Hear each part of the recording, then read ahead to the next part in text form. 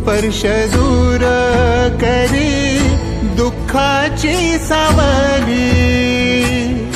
गुरु भेटीसाठी झाली जीवाची काहिली।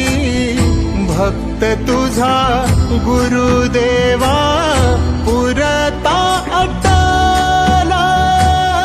भेटला विठ्ठल माझा भेटला